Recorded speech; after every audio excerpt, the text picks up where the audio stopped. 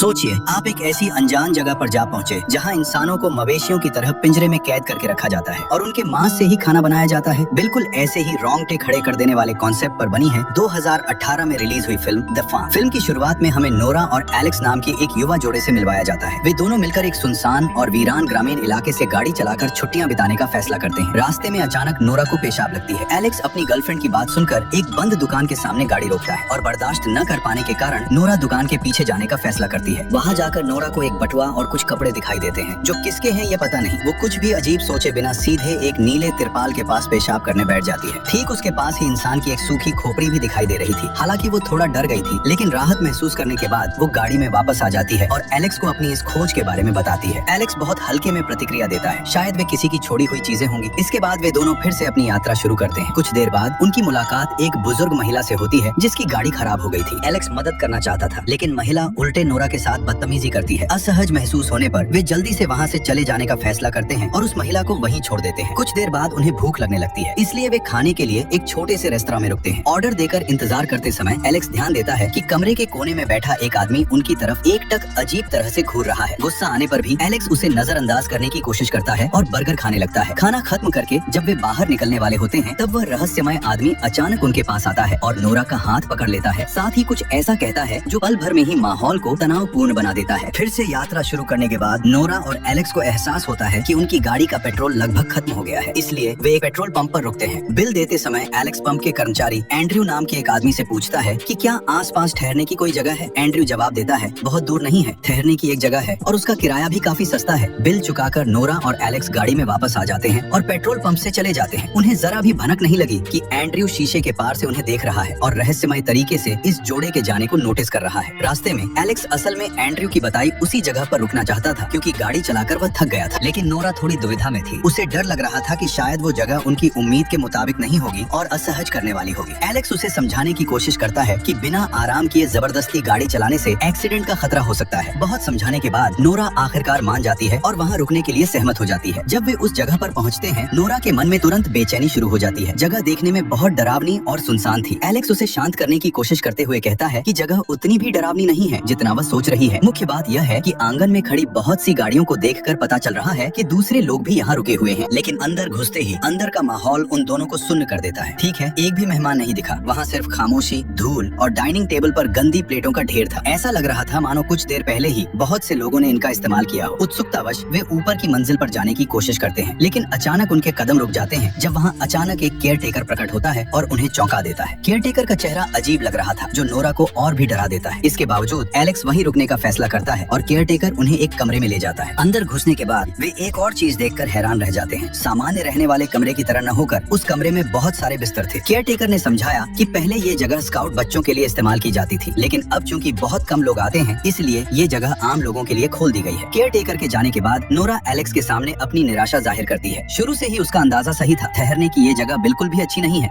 उनकी जानकारी के बिना ही एक बिस्तर पर खून के धब्बे थे, लेकिन चूंकि वे तब तक वहाँ आ ही चुके थे और काफी रात भी हो चुकी थी, इसलिए वे बस हाथ मुंह धोकर आराम करने की कोशिश करते हैं। जब वे गहरी नींद में सो रहे थे तब उनके जाने बिना एक आदमी पिंजरे के पीछे छिपा हुआ था। बकरी के सिर का मुखौटा पहने वो आदमी चुपचाप उन पर नजर रखे हुए था। जब नोरा को होश आता है तो वो देखती है कि वो अब उस कमरे में नहीं है। उसे अब जानवरों की तरह कुत्तों के पिंजरे में कैद कर दिया गया है। घबराहट में वो चीखने लगती है और वहाँ से बाहर निकलने की पूरी कोशिश करती है, लेकिन उसकी चीख सुनकर गाय और बकरी के सिर का मुखौटा पहने दो रहस्यमय लोग वहाँ आ जाते हैं। वे जरा सी भी दया दिखाए बिना नोरा के पास आते हैं और उसे फिर से बेहोश कर देते हैं। इसके बाद नोरा को एक अंधेरे और गंदे पुराने गोदाम में ले जाया जाता है। वहाँ उसे एक कुर्सी पर कसकर बांध दिया जाता है जहाँ उसके पैरों को जबरन फैलाकर रखा गया था। नोरा को होश आने पर वो चौंक जाती है। वो देखती है कि खरगोश का मुखौटा पहने एक महिला ठीक उसके सामने खड़ी है। बिना किसी पूर्व चेतावनी के वो महिला नोरा के शरीर में एक तरल इंजेक्ट कर देती है। नोरा दर्द से चीख उठती है। वो तरल गर्म और दर्दनाक था और सबसे भयानक बात ये थी कि वो तरल असल में पुरुषों का वीर्य था, जिसका मकसद नोरा को जबरदस्ती प्रेग्नेंट करना था। कुछ देर बाद ही मुखौटा पहने दो लोग फिर से गोदाम में आते हैं। वे नोरा को कुर्सी से खींचकर एक लोहे के पिंजरे के अंदर डाल देते हैं। रास्ते में नोरा देखती है कि मुखौटा पहने बहुत से लोग सामान्य काम कर रहे हैं। ऐसा लग रहा था मानो वो जगह कोई आम गांव हो, लेकिन सब कुछ और भी खौफनाक हो जाता है जब नोरा देखती है कि एक आदमी को ठीक उसकी आंखों के सामने फांसी देकर मारा जा रहा है। इसके बाद नोरा के पिंजरे को एक बड़ी इमारत की तरफ ले जाया जाता है। असल में नोरा को इंसानों के एक फार्म में लाया गया था। इसके बाद बाहर से दरवाजा मजबूती से बंद कर दिया जाता है। दृश्य अब एलेक्स की ओर मुड़ता है। उसे एक पिंजरे में बंधे हुए हालत में होश आता है। उसके सारे कपड़े उतार लिए गए थे। जब वो चारों ओर देखता है तो पाता है कि कुछ और लोगों को भी उसी हालत में कैद करके रखा गया है। वो फार्म मुख्य रूप से 2 हिस्सों में बटा हुआ था, एक महिलाओं के लिए और दूसरा एलेक्स जैसे पुरुषों के लिए। कुछ मिनट बाद मुखौटा पहने 3 लोग उस इलाके में आते हैं। वे बिना कोई रहम दिखाए एक बंदी के पास जाते हैं और उसका सिर कुचल देते हैं। एलेक्स दहशत में आ जाता है और पागलों की तरह बर्ताव करने लगता है, लेकिन उसकी इसी प्रतिक्रिया की वजह से वो उनका अगला निशाना बन जाता है। मुखौटा पहने वो लोग फिर पास आते हैं, एक उंद हथियार उठाते हैं और एलेक्स का सिर कुचल देते हैं। इस क्रूर हत्या के बाद बाकी बंदियों को एक काटने वाले कमरे में ले जाया जाता है। वहीं इंसानों के शरीरों को जानवरों के मांस की तरह प्रोसेस किया जाएगा। काटने की प्रक्रिया शुरू होने से पहले बंदियों की सारी कीमती चीजें जमा कर ली जाती हैं। घड़ी, पर्स, अंगूठी, वे सब कुछ ले लेते हैं। सुअर का मुखौटा पहने आदमी को इसके बाद एक प्लास्टिक का बैग दिया जाता है। बैग के अंदर की चीज कोई आम कचरा नहीं थी, बल्कि वो इंसानी शरीर के कटे हुए हिस्से थे। वो बैग लेकर बहुत ही सामान्य तरीके से कमरे से बाहर निकल जाता है, जो हालात को और भी खौफनाक बना देता है। इसे देखकर गांव वाले कोई प्रतिक्रिया नहीं देते, मानो वे इस तरह के दृश्य देखने के आदी हो चुके हैं। इसके बाद सुअर का मुखौटा पहना आदमी अपने दोस्त के पास जाता है और नए पकड़े गए बंदियों से भरे एक पिंजरे को हटाने में मदद करता है। थोड़ी ही देर में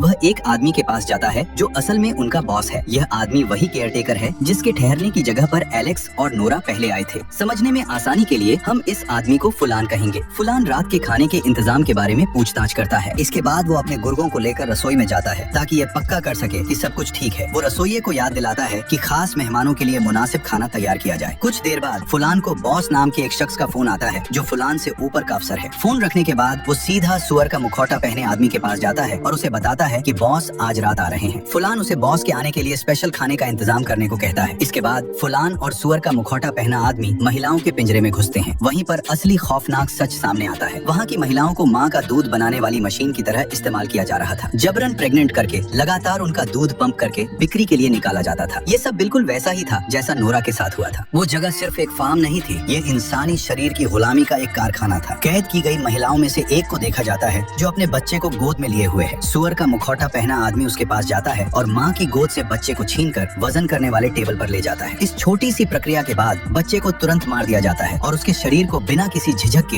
एक डस्टबिन में फेंक दिया जाता है। माँ बस खामोशी से रोती रहती है। उस जगह की क्रूरता के सामने वो पूरी तरह से बेबस थी। इसके बाद फुलान अपने आदमियों को आदेश देता है कि सारा इकट्ठा किया हुआ दूध एक साथ करके रात के खाने की तैयारी के लिए रसोई में ले जाएं। उन सब के चले जाने के बाद पेट्रोल पंप के उसी कर्मचारी एंड्रयू की एंट्री होती है। वो उस कमरे में घुसकर दूध की एक बोतल लेता है और गुस्से में उसे पी जाता है। अचानक वो बौखला जाता है और बिना किसी कारण के वहाँ की महिलाओं को गालियाँ देने लगता है, जो स्थिति को और भी ज्यादा तनावपूर्ण बना देता है। दृश्य इसके बाद फुलान और सुअर का मुखौटा पहने आदमी की ओर मुड़ता है। फुलान को एक ग्राहक का फोन आता है जो शिकायत करता है कि उसके पहले ऑर्डर किए गए खाने में इंसान के दांत थे। ये शिकायत फुलान को एक ही समय में गुस्सा और परेशान कर देती है। अचानक बकरी का मुखौटा पहने आदमी उनके पास आता है। वो फुलान और सुअर का मुखौटा पहने आदमी को जल्दी से महिलाओं के पिंजरे में आने को कहता है क्योंकि वहाँ कोई गड़बड़ हुई है। पिंजरे के पास पहुंचकर वे देखते हैं कि एक महिला मर चुकी है और उसके शरीर में लकड़ी का एक टुकड़ा धंसा हुआ है। उस लकड़ी के टुकड़े पर एक नाम लिखा था, एंड्रयू, वही पेट्रोल पंप का कर्मचारी। फुलान तुरंत आश्वस्त हो जाता है कि एंड्रयू ने ही ये काम किया है। जरा सी भी देर किए बिना वो अपने 2 कर्मचारियों को तुरंत एंड्रयू को खोजकर पकड़ लाने का आदेश देता है। इधर नोरा जिस पिंजरे में कैद थी वो ध्यान देती है कि उसके बगल वाले पिंजरे की सलाखों के उस पार एक और महिला है। नोरा हताश और धीमी आवाज में उससे बात करने की कोशिश करती है। उसने भागने की बहुत सी कोशिशें की हैं, लेकिन एक भी सफल नहीं हुई। उस जगह पर उम्मीद की कोई किरण दिखना भी नामुमकिन सा था। पिंजरे के अंदर नोरा आखिरकार अपने बगल वाली महिला से परिचित होती है जिसका नाम एस्ले था। एस्ले की बेहद कमजोर और प्रताड़ित हालत देखकर नोरा कसम खाती है कि वह एस्ले को साथ ले जाएगी, यहाँ तक कि उस जगह की सभी महिलाओं को वह इस नर्क से बाहर निकालेगी। इधर दृश्य बकरी का मुखौटा पहने आदमी की तरफ चला जाता है जो एंड्रयू को ढूंढ रहा था। आखिरकार वह एंड्रयू को एक खौफनाक काम करते हुए देखता है। एंड्रयू इंसान के एक कटे हुए सिर को पेड़ों के पत्ते खिला रहा था। ये साफ समझ आ रहा था कि एंड्रयू का मानसिक संतुलन पूरी तरह से बिगड़ चुका है। बकरी का मुखौटा पहने आदमी तुरंत एंड्रयू को घसीटे हुए फुलान के सामने पेश करने के लिए ले जाता है। फुलान गुस्से से आग बबूला हो जाता है जब उसे पता चलता है कि एंड्रयू ने एक ऐसी महिला का खून किया है जो पिछले कई सालों से उन्हें सबसे बेहतरीन माँ का दूध दे रही थी। क्योंकि एंड्रयू ने उनके उत्पादन का एक स्रोत बर्बाद कर दिया है, इसलिए सजा के तौर पर उसे कैद किए गए पुरुषों को खाना देने की जिम्मेदारी दी जाती है। और उसके साथ पहरेदारी पर सुअर का मुखौटा पहने आदमी था। लेकिन खाना देते समय एंड्रयू और भी बेचैन हो उठता है। फिर वो गलती से खाने की बाल्टी गिरा देता है और अचानक वहाँ से भाग जाता है। सुअर सुअर का मुखौटा पहने आदमी उसे पकड़ने की कोशिश करता है, लेकिन एंड्रयू हाथ में पौधे लेकर फुलान की तरफ लौट आता है। अजीब बात है कि फुलान बिल्कुल भी गुस्सा नहीं करता, मानो उसने एंड्रयू के इस पागलपन के आगे हार मान ली हो। फुलान उल्टे एक नया आदेश देता है। वो सुअर का मुखौटा पहने आदमी को निर्देश देता है कि जो महिलाएं अब किसी काम की नहीं हैं, उन्हें मार दिया जाए। सुअर का मुखौटा पहना आदमी दो अन्य मुखौटाधारियों को लेकर नोरा और दूसरी महिलाओं के पिंजरे की तरफ बढ़ता है। नोरा का दिल टूट जाता है जब वो देखती है कि पहले उससे बात करने वाली महिला, जो अब दूध बनाने में सक्षम नहीं थी, उसे खींचकर बाहर निकाला जाता है और वहीं मार दिया जाता है। इसके बाद उसके शरीर को खाने लायक उत्पाद बनाने के लिए काटने वाले कमरे में ले जाया जाता है। अपनी आंखों के सामने इस नरसंहार को देखकर नोरा स्तब्ध रह जाती है और उसकी सांसें रुकने लगती हैं। लेकिन इससे पहले कि वो डर के मारे बेहोश हो जाती, उसके सामने कोई आकर खड़ा होता है। वह एलेक्स था। देखा गया कि एलेक्स अभी भी जिंदा है और पिछले कत्लेआम से भागने में कामयाब रहा था। जरा सा भी समय बर्बाद किए बिना एलेक्स नोरा का पिंजरा खोलता है और उसे लेकर भागने के लिए कहता है। वे दोनों फार्म के इलाके से दौड़कर बाहर निकल जाते हैं और एक ट्रक देखते हैं, जिससे उन्हें लगा कि वे भाग सकेंगे। बदकिस्मती से ट्रक खराब था और चालू नहीं हो रहा था और कोई उपाय न देखकर एलेक्स और नोरा दौड़ते रहते हैं और आखिरकार एक पुराने चर्च में जाकर छिप जाते हैं। हालांकि उनकी बदकिस्मती ने तब भी उनका पीछा नहीं छोड़ा था। एक मुखौटा पहने आदमी को उनके पैरों के निशान मिल जाते हैं। खौफ में यह जोड़ा फिर से दौड़ने लगता है और उन बेरहम मुखौटाधारी शिकारियों से बचने के लिए अपनी पूरी ताकत लगाकर दौड़ता रहता है। लेकिन उनकी यह दौड़ ज्यादा दूर नहीं जा पाई। जंगल के बीच से दौड़ते समय एलेक्स का पैर अचानक जमीन पर बिछाए गए भालू पकड़ने वाले एक जाल में फंस जाता है। लोहे के दांत बहुत ही बेरहमी से उसके पैर को जकड़ लेते हैं। दर्द से चीखते हुए एलेक्स जमीन पर गिर पड़ता है। चोट इतनी गहरी थी कि उसके लिए खड़ा होना भी मुमकिन नहीं था। दौड़ना तो दूर की बात है। नोरा घबराकर जाल को खींचकर खोलने की कोशिश करती है, लेकिन एलेक्स समझ गया था कि उसकी ये कोशिश बेकार है। मजबूर होकर नोरा एलेक्स को छोड़कर चली जाती है। मुखौटा पहने फार्मर्स बेबस एलेक्स के पास आते हैं और क्रूरता से एक बड़े पत्थर से उसका सिर कुचलकर वहीं उसकी जान ले लेते हैं। दूसरी ओर नोरा फार्म के इलाके में वापस आने में कामयाब हो जाती है और पुरुषों के पिंजरे में घुस जाती है। वो एक ऐसे आदमी के पास जाती है जिसे देखकर लग रहा था कि उसे अभी भी होश है। फिर वो धीमी आवाज में पूछती है कि इस शैतान के अड्डे से बाहर निकलने का रास्ता क्या है। आदमी उसे बताता है कि भागने का सिर्फ एक ही रास्ता है और वो है एक बस का इस्तेमाल करना। लेकिन बस की चाबी एक गार्ड के घर में रखी हुई है। नोरा सिर हिलाती है और एस्ले से किए गए अपने वादे को याद करती है। वो अकेले नहीं जाना चाहती थी। वो महिलाओं के पिंजरे में वापस जाती है और एस्ले को एक साथ भागने के लिए कहती है। वे दोनों फार्म इलाके के एक तरफ पार्क की गई बस की ओर दौड़ पड़ती हैं। लेकिन वहाँ पहुँचने के बाद नोरा को एक बात समझ में आती है। वो चाबी लेना ही भूल गई है। मजबूर होकर नोरा एस्ले को बस के पास इंतजार करने के लिए कहती है और वो खुद चाबी लाने के लिए चुपके से उस घर की तरफ वापस जाती है। डर पर जीत हासिल करके और लगभग पकड़े जाने के बाद आखिरकार वो चाबी लेने में कामयाब हो जाती है और दौड़कर वापस आती है। नोरा जल्दी से ड्राइवर की सीट पर बैठती है और इंजन चालू करती है। लेकिन जब वो और एस्ले पीछे की तरफ देखती हैं, तो उनकी सांसें जैसे रुक सी जाती हैं। बस की सारी सीटें मुखौटा पहने फार्मर से भरी हुई थी। वे सब चुपचाप अच्छे से बैठे थे, मानो पहले से ही इंतजार कर रहे हों। भागने का कोई रास्ता नहीं, कोई उम्मीद भी नहीं। आखिरी सीन में फिल्म में देखा जाता है कि फार्मर्स एक लंबी टेबल के सामने खड़े हैं, जिसे एक डिनर पार्टी के लिए सजाया गया है। उस टेबल पर दो महिलाओं के शरीर को साबुत रोस्ट करके मुख्य भोजन के रूप में रखा गया है और हम आसानी से अंदाजा लगा सकते हैं ये दो शरीर नोरा और एस्ले के थे। इसके जरिए यह कड़वा सच सामने आता है कि इंसानों के उस फार्म से कोई भी भागकर बच नहीं पाया और यहीं पर फिल्म खत्म हो जाती है।